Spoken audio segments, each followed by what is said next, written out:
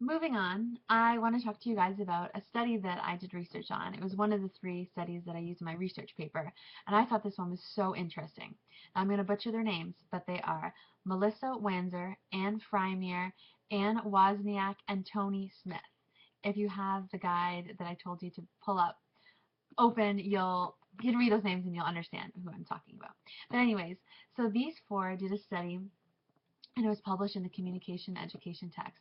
And for the study, they pooled together 284 undergrad students at a mid-sized Midwestern university. So these are students, these are you and I, these are people who are interacting with teachers on a day-to-day basis. These are the perfect people to do a study on. That's how I feel. So from that study, the students were asked 2 different questions, and I'm paraphrasing, but one question was asking students to describe and give examples of humor used in the classroom that is positive and is appropriate, not inappropriate, is appropriate. The second question is about inappropriate uses of humor and how teachers use it, and they're asked to give examples of both. So of all those 284 students, they came up with 1,315 different examples of positive and negative uses of humor. Of those 2, there were 774 positive examples and 541 negative. So luckily, the world isn't coming to an end yet. The positive outweigh the negative, so that's great. But from the study, we are shown a great a very in-depth breakdown of all those different answers and how they correlate with one another. But just to keep it simple, there's the 2 different parts, the positive and the negative. So within the positive, they're broken down into subcategories.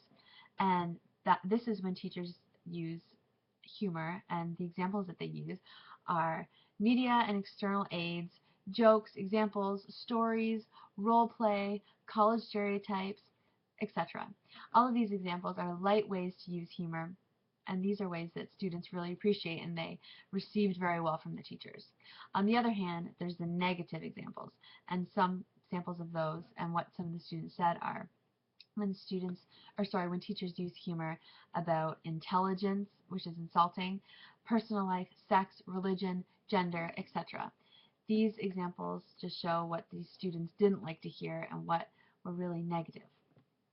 So from that, this is just a small example, but it really gives you a good idea as to what students are hearing from their teachers and what's benefiting them and what isn't, what's positive and what's negative. And surprisingly, that number is pretty high of inappropriate uses of humor that teachers are using, and that's really unfortunate. But this study just is a great unbiased way to see into what students are seeing on a day-to-day basis in their classrooms.